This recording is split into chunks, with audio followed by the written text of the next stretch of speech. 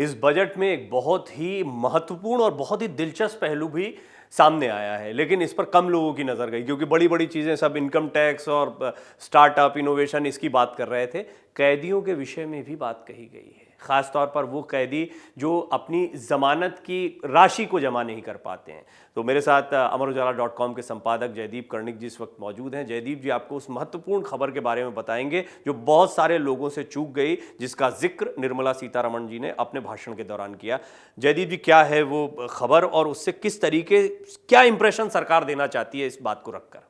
प्रवीण, बहुत महत्वपूर्ण है ये पहलू और आपने इसको दिलचस्प कहा है। मैं इसको मानवीय पहलू कहूँगा।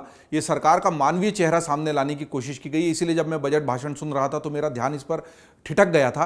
वो इसलिए ठिठक गया था कि मैंने इस तरह के प्रावधान के वो बजट भाषण में सुना नहीं था इसके पहले।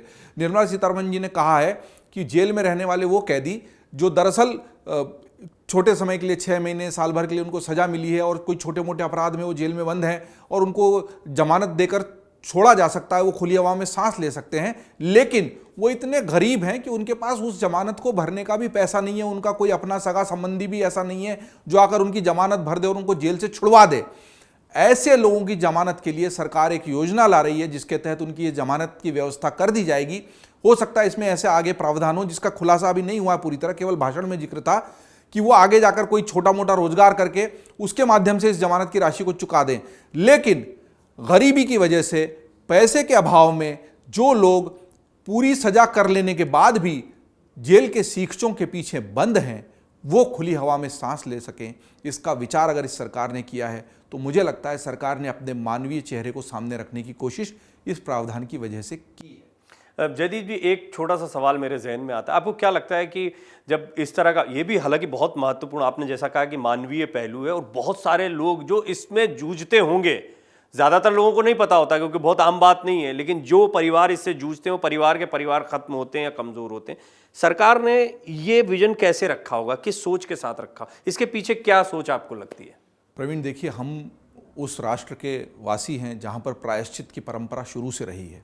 हमने दंड देने का प्रावधान तो किया है, लेकिन उस दंड के भुगतने के बाद अगर व्यक्ति समाज का हिस्सा बनना चाहता है तो उसकी व्यवस्था होनी चाहिए। और इस विचारधारा को अब पश्चिम के देशों ने भी अपनाया। वहाँ भी राहत और पुनर्वास एक बड़ी चिंता का विषय है।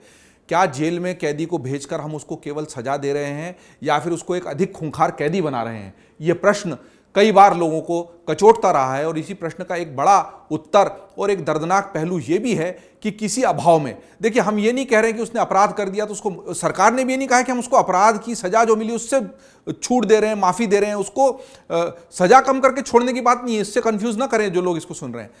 उसने, मान लीजिए, उसको 3 महीने की जेल हुई, 3 महीने की जेल पूरी कर ली और ये कहा गया था कि 3 महीने की जेल के बाद इसको 25,000 रुपए भरने हैं, तब ये जेल से छूट सकता। अब 3 महीने की सजा तो पूरी हो गई, पर 25,000 रुपए उस गरीब व्यक्ति के पास नहीं है।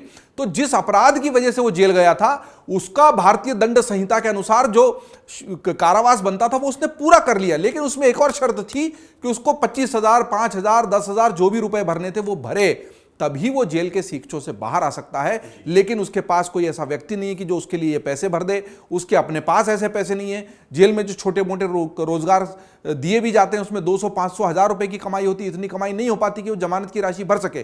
तो ऐसे गरीब कैदियों की मदद के लिए सरकार ने प्रावधान की बात कही है इस वजह। तो ऐसे कई छोटे छोटे पहलू होते हैं और ये खबरें जो हैं वो चूक जाती हैं और निश्चित तौर पर कोई ना कोई आंकड़ा भारत सरकार के पास कि ऐसे कितने कैदी होंगे जिनकी सज़ा पूरी हो गई लेकिन ज़मानत नहीं होने की वजह से या पैसा नहीं चुका पाने की वजह से वो फिर भी जेल में रहने को मजबूर होंगे। निश्चित तौर पर ऐसे किसी आंकड़े के आकलन के बाद में इस तरह का महत्वपूर्ण या मानवीय फैसला लिया गया है। तो ऐसी छोटी छोटी खबरें और जानकारियों के लिए अमरउजाला.com पर बने रहिए। हमारे तमाम प्लेटफॉर्म पर हमें फॉलो करते रहिए। डाउनलोड करें अमर उजाला ऐप और पाएं खबरें लगातार।